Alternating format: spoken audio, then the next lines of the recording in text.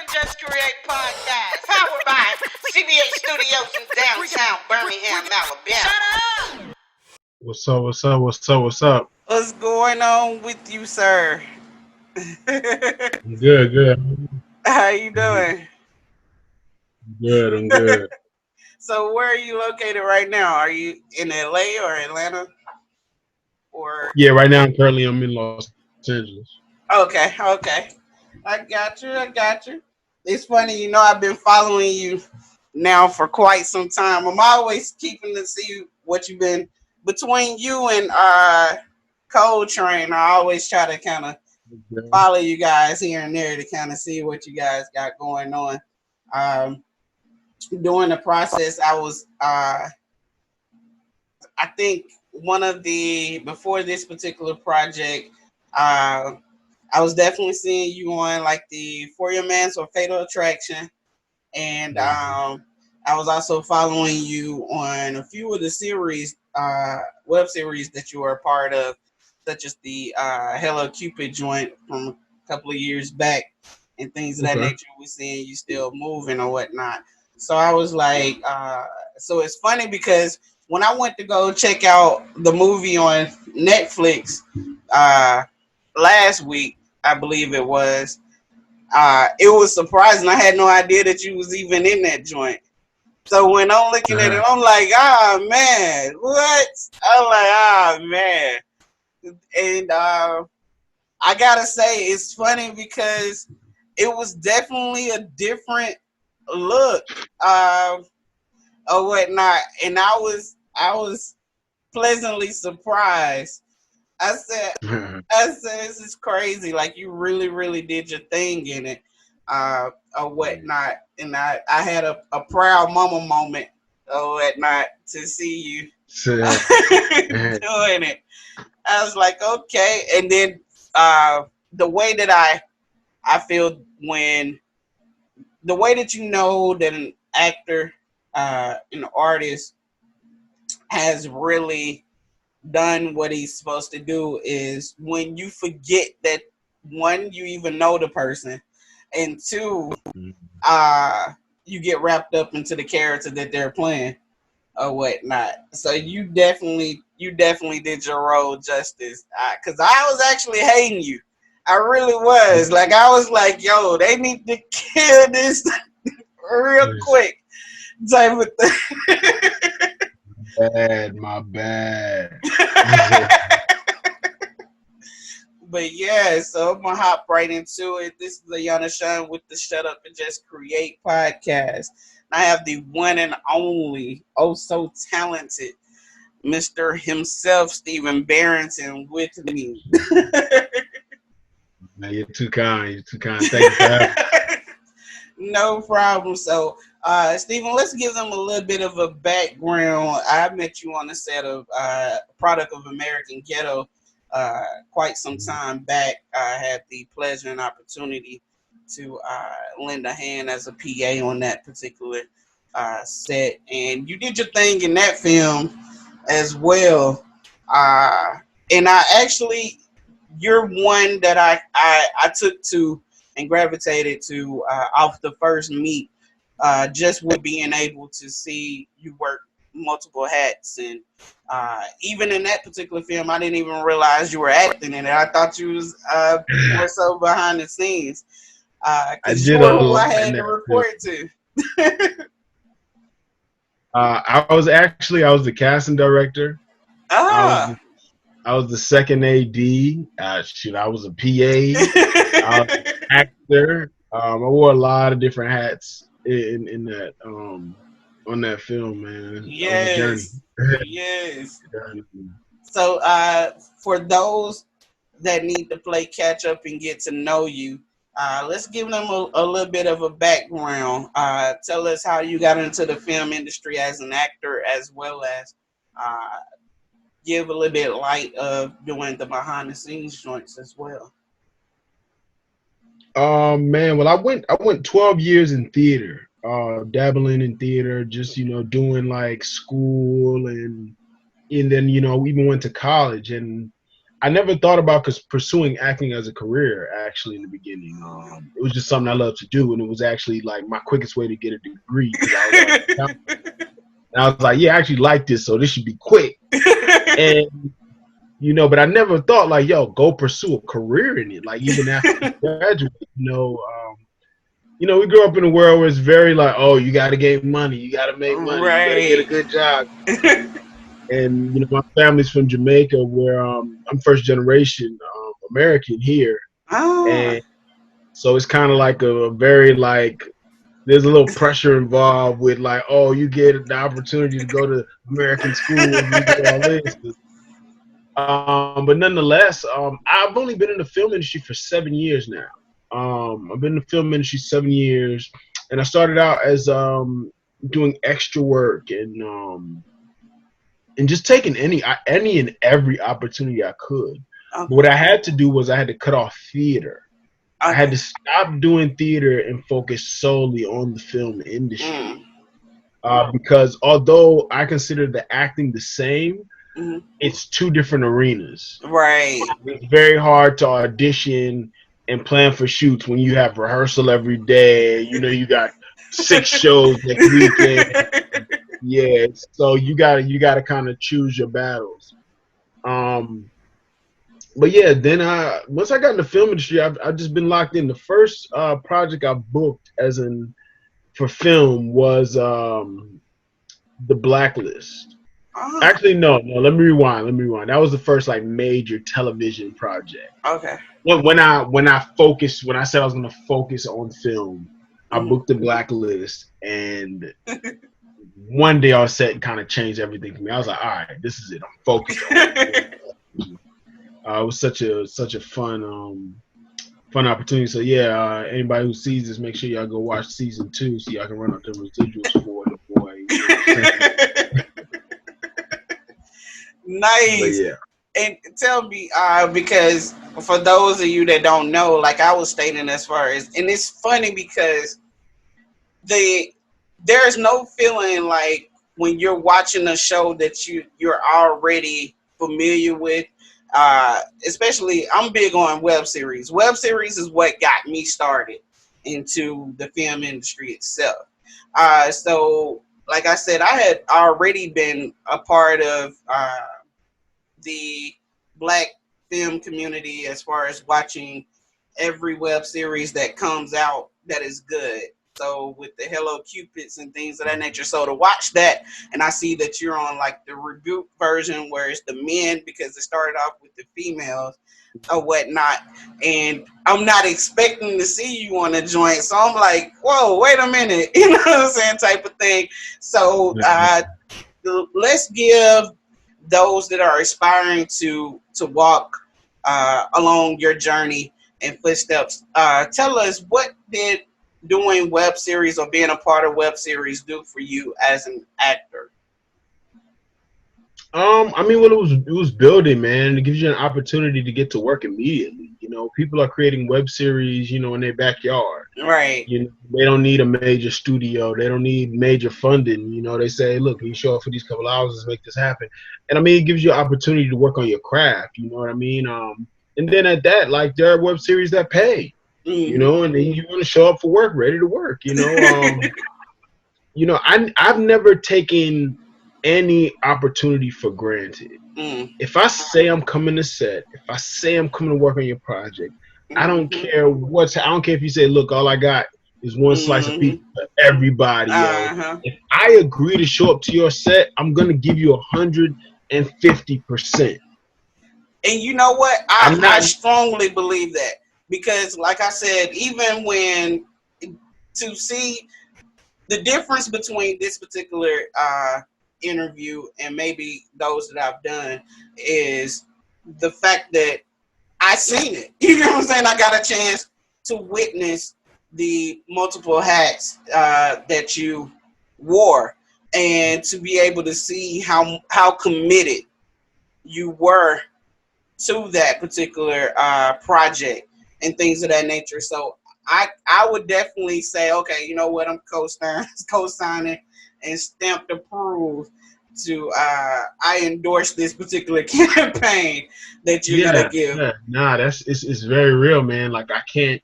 If I'm coming to work. Like I'm coming to get it done because there's a lot of people. There's a lot of pieces involved, and what I've learned most by working behind the scenes is that actors are the most significantly insignificant piece to the project. Gotcha. I mean, you got all these other pieces that happen for weeks before they even cast the actor. Then after they cast the actor, like, I mean, it's so many pieces involved. And then after the project's done, shot, you got all these people, actors usually show up about 2-3 hours after they, got the day started. So it's kind of, after seeing that, it was like, nah, you got to show up ready to work, hungry, because you got all these different pieces coming together to create this one project. And you got to make sure you show up for yours because you're who they actually see. Right. Yeah, I give it all, no matter if we at Warner Brothers or we in grandma's backyard. Yeah. And it's your thesis film for high school. You know what I'm saying? If I say I'm coming to do it, like we gonna get it in. And it shows in your work, even when you look at the roles that you take on and things of that nature. And one thing that I do like is that there's no box to put you in, and you've shown that by the multiple roles that you have played. Like I said, I'm a Fatal Attraction fanatic, and I'm a For Your Man fanatic. So it's just funny because I'm like, dang, every time I'm watching one of my favorite joints, this man pops up out of nowhere. It'd be different if I knew that you were going to be in it. Then I'm like, okay, let me put it. So it's a whole different type of element of surprise for me to be watching. And I'm like, hold on, wait a minute. Let me rewind. Like, he's in this too. Type of thing. It's all part of the grind, man. You just got to keep going. I've been telling a buddy of mine for years when I started, I said, nah, man, you want to create a snowball effect. Yeah. You want to keep going until, guess what? Every time you look up, I'm in this, boom, I'm in that, boom, I'm in this. Boom. And that's really the grind. Like, I took a lot of projects. Like, I just did it. Like, let's go. Let's get it done. Like, who I got to hold down? I got to murder somebody. I'm getting murdered. What's up? What are you doing? And it's funny you brought up Hello Cupid because they never. I love Numa. Numa is she's my sister now. Numa Perrier, who produced Hello Cupid and also produced Jezebel, which I'm in on Netflix as well. Yeah. She said she never thought they were gonna cast me for that role. She said that when they called me in, they had only seen me play this one character in another show they have called Rider.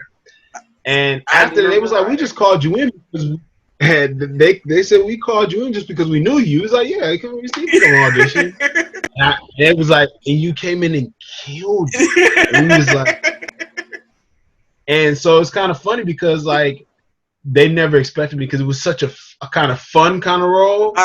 Like we did not expect you to come in and but they did something. They did a lot of improv, which is my specialty. Nice. And that's where I was able to kind of snag that role. Nice.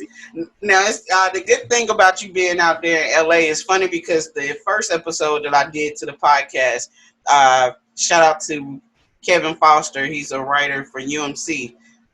So I need to make sure that you and him link as well because he's one of the writers on Craig's Ross Monogamy, which is on UMC, and I definitely think that Kevin, that you should do something, Kevin, as far as with bring you along on there. I think you'll definitely be good for that project as well. So we definitely have to make sure, and that's the whole point for those that are looking and watching and listening. Once we air this, is that the whole point of having this particular hub is to keep the relationships going, to continue to support and uplift our Black filmmakers and content creators. And if, hey, look, if I know somebody that knows somebody, and I know that you're stamped and ready and improved and you're going to be a great representation, then why not?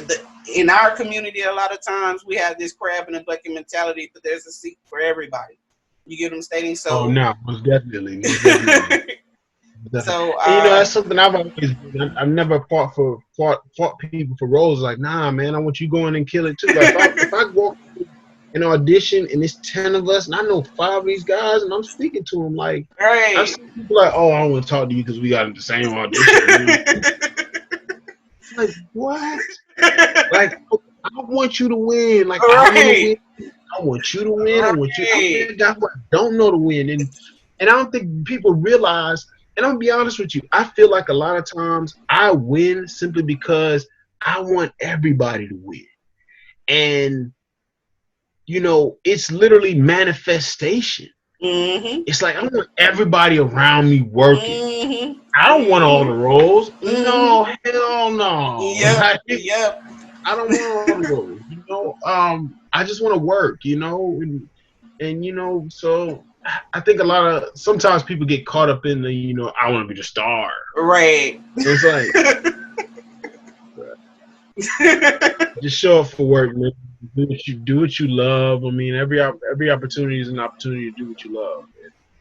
I definitely agree. Like, now, you're not from LA. You're actually from the South, right? Carolina? I was actually born in New York City, okay, and then I lived in Jamaica for the first 5 years of my life. And then when I returned to the United States, I grew up in Durham, North Carolina. Okay. I rep Durham. I rep the Bull City a lot. Hardly home, but always rep. So tell us, because coming from the South and things of that nature, a lot of times we're in a smaller market, and I know even people here that their goal is either 2 places. Let me get to the ATL or LA type of thing. So tell us, how did you make that transition, and when did you decide, you know what, I'm going to take this leap of faith and I'm going to ship over here? Especially because LA is so hard to get into. It's not the most cost-effective place to be. I'm gonna be honest with you, man. LA actually, I feel like LA is actually pulling a fast one on a lot of people who don't live here. And I came here. I drove here from New York City. Didn't know where I was gonna live at. I was hungry. I was just like, nah, like. They say this is where the big boys play. That's what I need to be playing. So I just bounced from New York, drove to LA, got here, and I just made it happen. And like what happened is like I remember kind of looking around after like a week, and I was like, nah, this place is actually pretty easy, yo. Like it's a lot of money here if you want to make money. And with that being said, like you get paid higher wages and then I'm looking long term too. Mm-hmm. I tell you a quick example was when I first moved here. I was able to find an apartment, $700 a month, which is cheap in LA. Right. I was renting a room, and nonetheless, I got comfortable. Okay. I was chilling. I was watching Netflix and going to work and coming home. And going to auditions, I got so comfortable. I said, nah, like, you're not hungry like when you're living in your car. Like, so I moved out. I moved back into my car. I was like, nah, bro, like, you got to be hungry, bro. Like, so I got back in my car and just got to grinding, yo. And once I felt like my grind was just sustained to where it was like, okay, now I can go have the luxury of having a bed. I didn't deserve a bed before. Okay. I didn't feel like I deserved it. Okay. Like E.T. the hip hop preacher say, he's like, some of y'all sleep more than you want success. Like, I was like, nah, bro.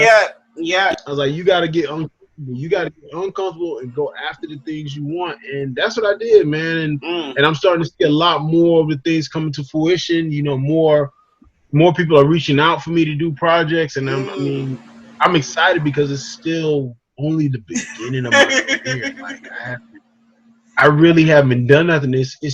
And this is no shade because I love what I do to death. But Right, right, right, right, right. when I watch All Day and the Night and people call me, they're like, "Oh man, you killed it," and I look at it, I'm like, man, I ain't even did nothing.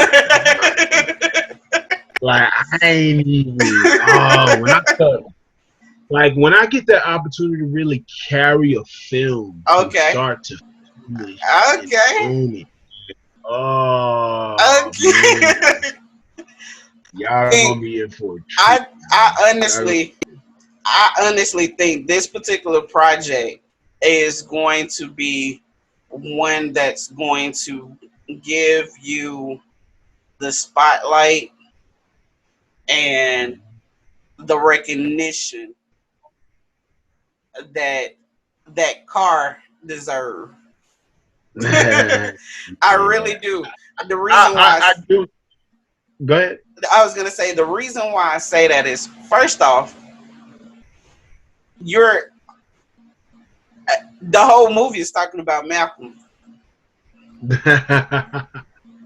The whole movie is talking about Malcolm, and I think is one of these films that's going to be like uncorked, where it was silent as far as like only a few people knew about it. If you just so happen to watch it on Netflix, and then everybody's like, "Yo, hold up, have you seen?